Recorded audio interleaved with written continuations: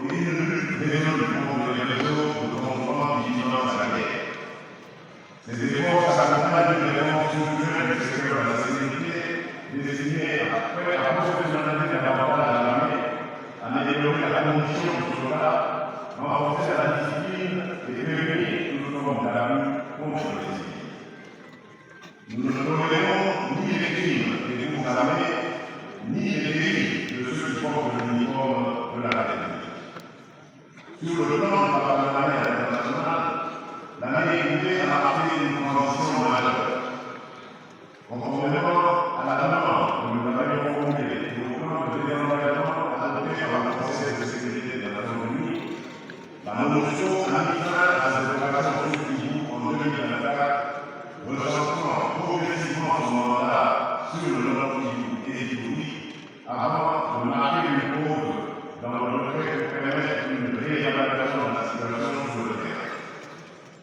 Parallèlement, la mission de la communauté de développement de l'Afrique australe, la SADC, en République démocratique du Congo, déployée à la fin de l'année 2023 pour appuyer à la stabilisation de l'Est, a achevé son mandat en mars 2025, confirmant ainsi dans les besoins que nul dispositif externe ne peut se substituer durablement à la responsabilité de l'autonomie de l'État congolais dans la protection de son territoire et de sa population. Ces évolutions ne traduisent aucun outil de choix.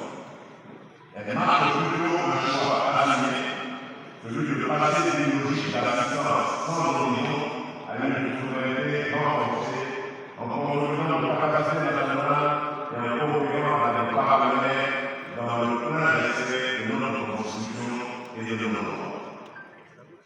Sur le front diplomatique, la République démocratique du Congo a cessé de porter avec constance la vérité de ce qui se passe à l'est de notre pays. Cette démarche a trouvé un écho favorable au sein de l'Union européenne. Par la loi de son Conseil de paix et de sécurité, l'organisation continentale a dénoncé sans équivoque les exactions de l'AFC 2023, les ADR, les FDR et d'autres groupes armés, et a réalisé l'exigence du retrait immédiat de toutes les forces étrangères présentes sur notre territoire sans l'accord des autorités légitimes de la République. Au même moment, et pour la première fois depuis le début des agressions répétées contre notre pays, le Conseil de sécurité des Nations Unies a adopté la résolution 2773 condamnant explicitement l'agression du Rwanda contre la République démocratique du Congo et exigeant le retrait immédiat et inconditionnel de ces forces de notre territoire. C'est dans ce contexte et avec le temps des responsabilités et le commandement de l'intérêt supérieur de la nation que nous avons engagé deux séquences diplomatiques exigeantes. D'une part, une déclaration de principe signée en avril 2025, des négociations conduites avec l'appui de l'État-Unis d'Amérique, du Qatar, de l'Union européenne et d'autres partenaires ont abouti le 27 juin 2025 à la signature à Washington d'un accord de paix entre la République démocratique du Congo et le Rwanda, entré en vigueur à cette date et solennellement entériné au niveau des chefs d'État ce 4 décembre 2025.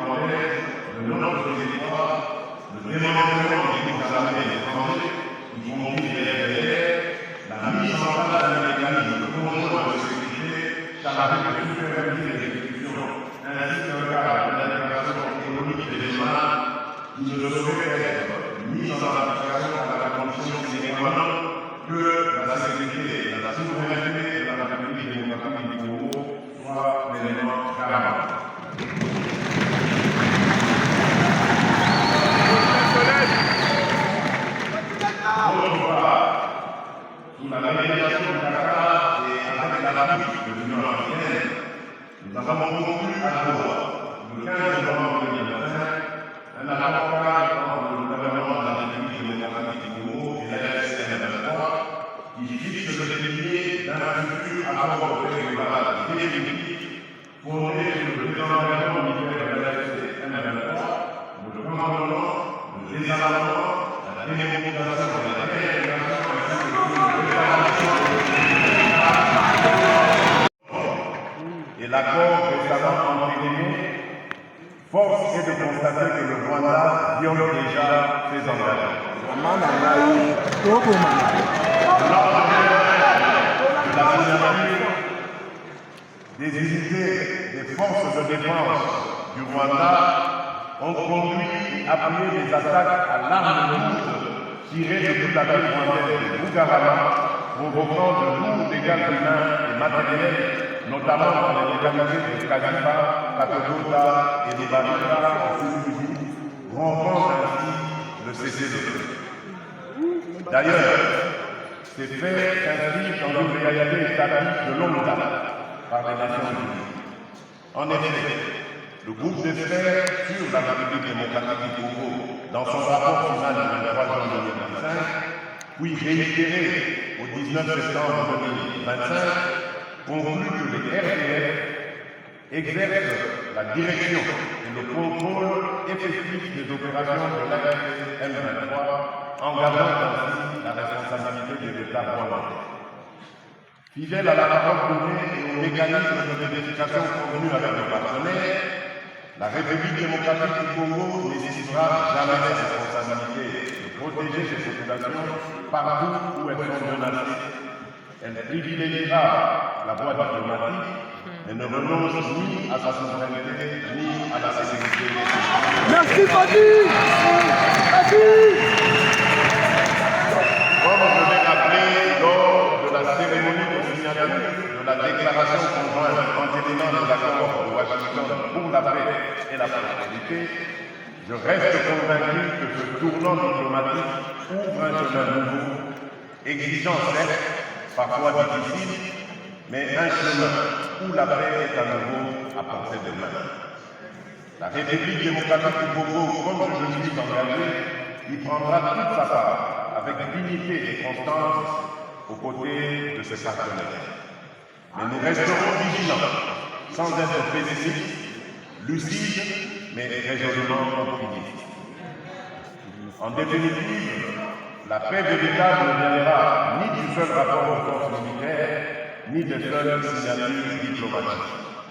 Elle prendra corps dans le quotidien retrouvé, l'État qui revient avec l'école et les centres de santé, les routes qui s'ouvrent à nouveau, les marchés qui reprennent vie, les entreprises locales qui redémarrent et une jeunesse à qui l'on offre des perspectives d'emploi et d'avenir.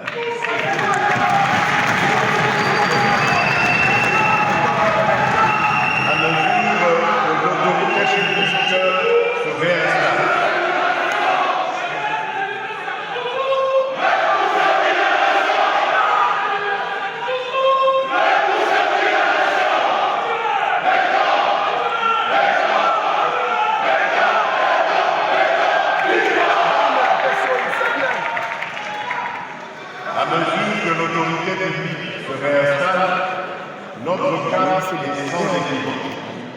Stabiliser durablement les espaces reconquis et organiser le retour progressif sûr et digne de nos compatriotes déplacés. La reconstruction de l'Est sera à cet égard l'un des axes les plus déterminants de notre action. Tant qu'un seul village, tant qu'un seul quartier, tant qu'une seule colline de ce pays restera sous la menace des armes illégales, je considérerai que notre tâche est fatale.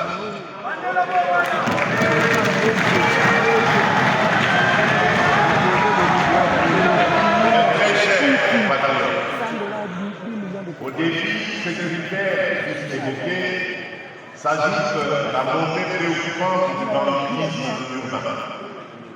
À Kinshasa, comme dans nombre de nos villes, sème panique et désolation. Ils violent, agressent, extorquent, blessent et parfois tuent les innocents. Voilà. Face à cette menace, l'État n'a été ni immobile ni spectateur. L'opération Ndogo a été intensifiée dans 10 provinces pour démanteler les bandes. Chabani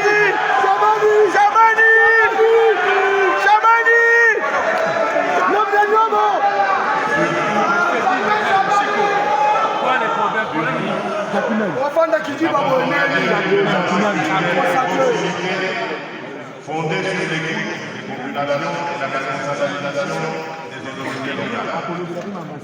Des comités provinciaux et locaux de sécurité sont déployés et déployés de Kinshasa au Congo central, du Haut-Katanga à la Tchad. Bien parlé. Plus de 4500 membres, autorités administratives, élus, forces de défense et de sécurité, société civile, ont déjà été formés pour élaborer dans chaque entité des plans de sécurité adaptés aux menaces du terrain.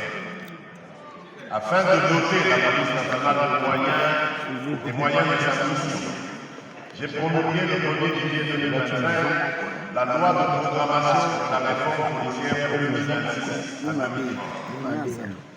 Elle prévoit sur 5 ans l'acquisition d'équipements adaptés, le recrutement et la formation de 90 000 nouveaux policiers, la mise à la retraite des policiers et un vaste programme de construction et de réhabilitation d'infrastructures. Dans ce cadre, 700 nouvelles recrues suivent déjà leur formation à Kassamou au Congo central, tandis que l'école de police de Kabbalah dans la province de la Tchoko, réhabilitée et portée à 2000 apprenants, s'apprête à accueillir de nouvelles promotions. Simultanément, nous avons poursuivi l'équipement en moyens de mobilité de l'ensemble des services, police nationale, agence nationale de renseignement, direction générale de l'immigration, commission permanente des frontières, mécanisme gouvernemental de sécurité. Les administrateurs du territoire sont dotés de véhicules de fonction pour que l'autorité de l'État soit présente, active et réactive là où vivent nos compatriotes. Honorables députés nationaux et sénateurs, mesdames et messieurs, la stabilité de notre pays repose sur la paix et au sein de chacune de nos communautés. C'est le sens de l'attention particulière portée aux affaires coutumières. Des audiences foraines ont été organisées. Des campagnes de médiation et de réconciliation ont été menées au Sud-Kivu, au Maïs, dans la Tchoko, au Tanganyika, qui ont permis de résoudre de nombreux différends, de pacifier des zones entières et de favoriser le retour des déplacés.